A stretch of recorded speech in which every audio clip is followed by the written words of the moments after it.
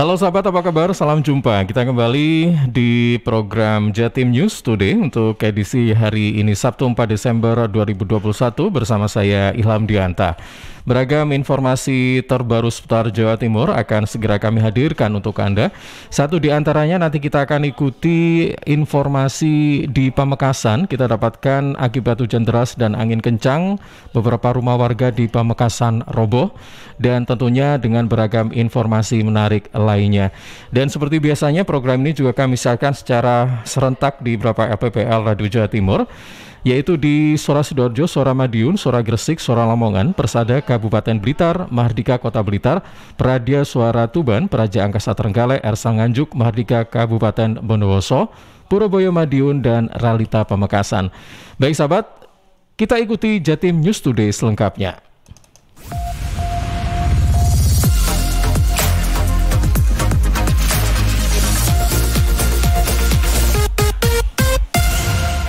Ya, sebagai informasi pertama kita coba buka dari Sidoarjo. Pemkab Sidoarjo luncurkan Sidoresik Sidoarjo revitalisasi sungai kali.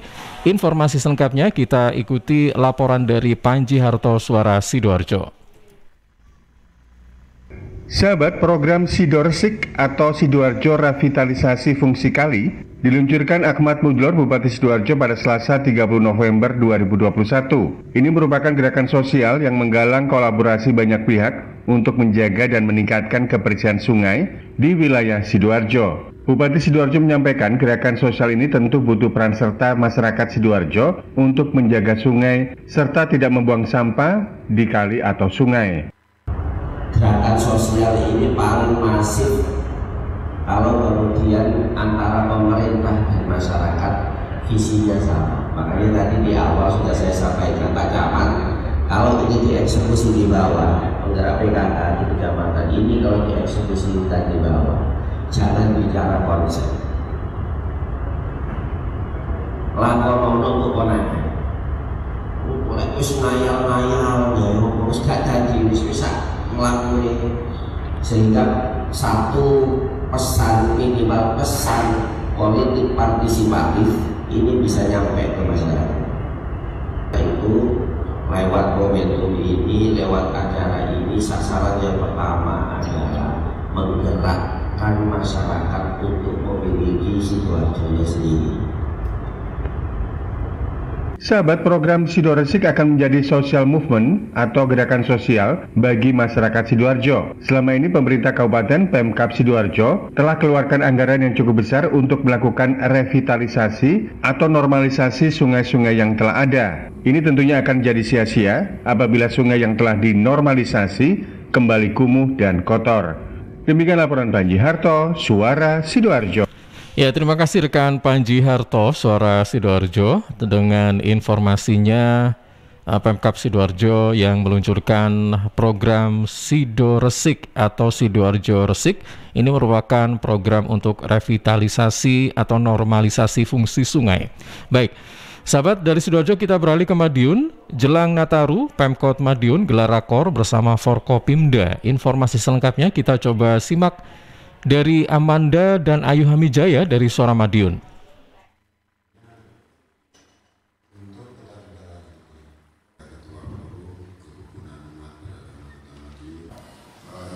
Memasuki bulan Desember, pemerintah memberlakukan sejumlah kebijakan.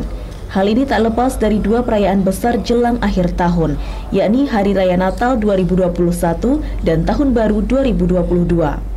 Maka dari itu, untuk meminimalisir timbulnya klaster baru COVID-19, pengetatan bakal diambil pemerintah Kota Madiun selama momen Natal dan Tahun Baru atau Nataru nanti. Hal tersebut dilakukan sebagai tindak lanjut dari kebijakan pemerintah pusat yang menetapkan status PPKM level 3 di semua daerah. Salah satu yang menjadi perhatian pemerintah Kota Madiun adalah potensi timbulnya kerumunan dari sejumlah tempat atau kegiatan di beberapa titik di Kota Madiun.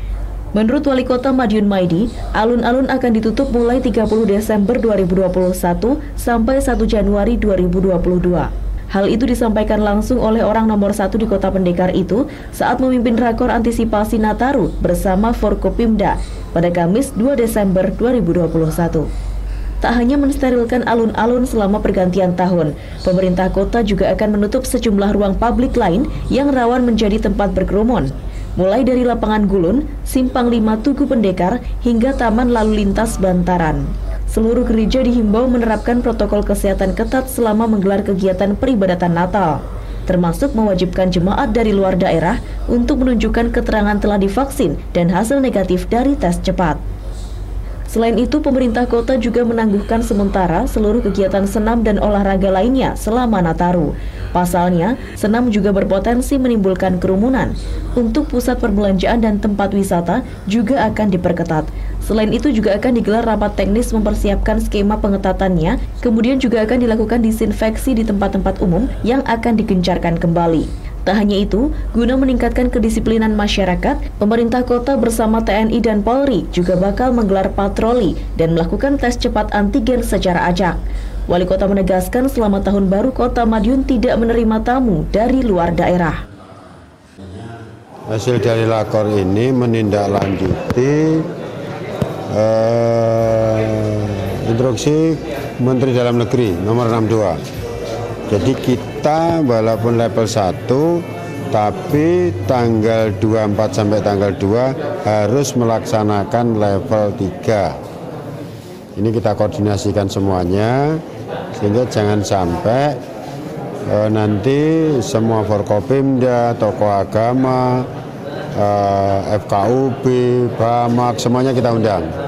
Sehingga itu keputusan nasional, maka harus kita sosialisasikan dan semua masyarakat harus tahu. Dan malam tahun baru itu diharapkan tempat rame-rame itu sementara ditutup.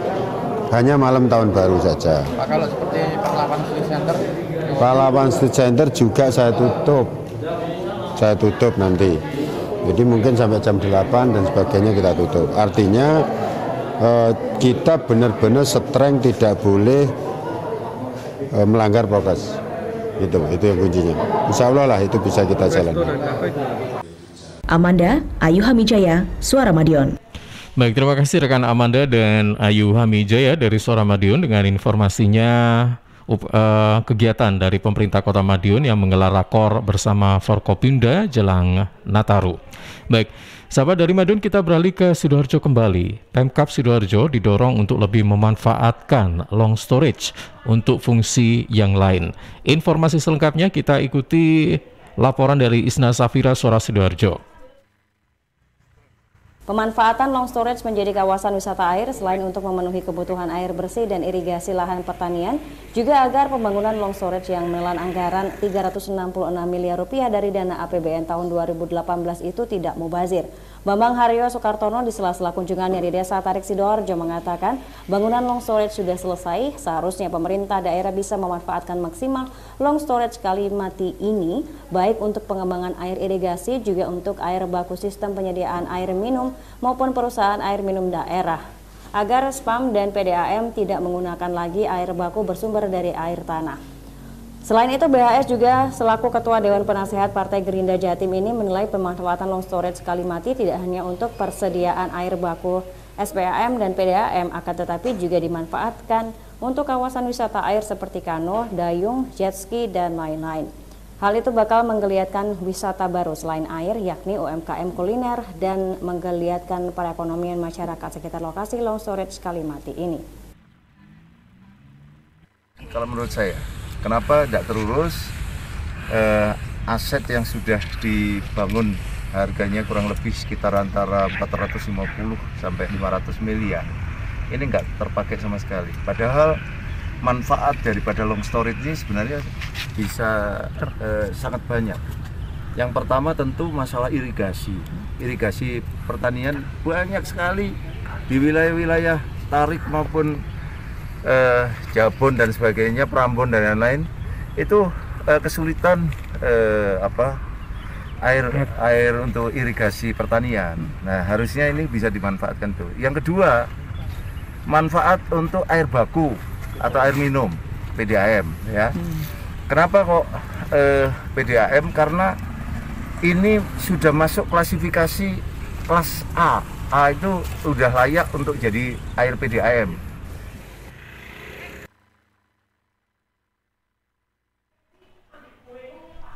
Baik, terima kasih rekan Isna Safira, Suara Sidoarjo. Dengan informasinya, Pemkab Sidoarjo didorong untuk lebih memanfaatkan long storage untuk fungsi yang lain.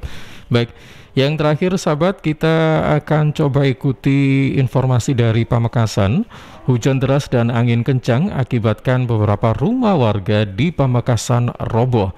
Informasi selengkapnya kita simak laporan dari rekan Audia Clarissa dan Arifin dari Ralita Pamekasan. Hujan deras disertai angin kencang yang melanda wilayah Kabupaten Pamekasan, Madura, Jawa Timur sejak Kamis sore hingga Jumat dini hari, menyebabkan salah satu rumah warga di Dusun Timur, Desa Samatan, Kecamatan Propo, ambruk dan mengalami kerusakan cukup parah. Rumah tersebut diketahui milik Misnarib. Tim Badan Penanggulangan Bencana Daerah BPBD Pamekasan langsung mengecek kondisi rumah yang ambruk tersebut untuk melakukan pendataan dan membantu puing-puing reruntuhan rumah.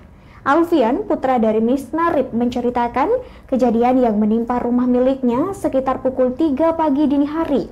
Kala itu semua orang sedang tertidur pulas. Tiba-tiba rumah bagian belakang ambruk, gedungnya roboh hingga atap rumahnya ikut runtuh. Alfian mengaku syok, namun ia bersyukur musibah yang menimpa keluarganya tak memakan korban jiwa. Ibu dan bapaknya pun selamat, hanya saja dirinya mengalami luka memar di bagian kaki akibat tertimpa reruntuhan gedung dan batu. Sementara ibunya hanya mengalami luka ringan lantaran terkena pecahan kaca. Kejadiannya sih pagi, sekitaran jam 3 pagi dini hari. Jika sebelumnya pas malam hujan terus serta angin, terus pas pagi itu tiba-tiba roboh. Pas waktu kejadian kebetulan kami sekeluarga lagi sedang tidur. Jadi kami keluarga kaget dan untungnya tidak ada luka serius, cuma shock. Kaki saya kena batu bata, di kanan ibu saya kena kaca, tapi cuma luka dikit sih, terlalu. Pas kejadian roboh, akses keluar dari kamar itu kan ketutup sama lemari. Jadi saya nggak senyaman sama bapak dan ibu. Jadi saya membantu dari lemari aja, mereka bisa keluar. Kalau keluar, ya kami sementara tinggal di lantai. Reporter Ralita FM Arifin melaporkan. Baik, terima kasih rekan Audia Clarissa dan Arifin Ralita Pamekasan terkait dengan informasinya beberapa rumah warga di Pamekasan yang roboh ya akibat hujan deras dan angin kencang.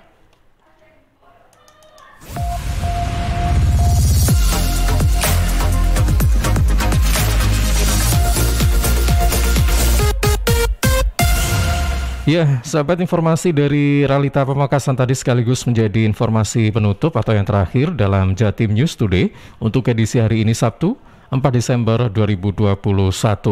Terima kasih kami sampaikan beberapa LPPL yang menyiarkan program ini secara serentak ya, yaitu Suara Sidoarjo, Suara Madiun, Suara Gresik, Suara Lamongan, Persada Kabupaten Blitar, Mardika Kota Blitar, Pradia Suara Tuban, Praja Angkasa Trenggalek, Ersal Nganjuk, Mardika Kabupaten Bondowoso, Purwoboyo Madiun, dan Ralita Pamekasan. Akhir kata, saya Ilham Dianta pamit. Terima kasih, jaga kesehatan dan sampai jumpa.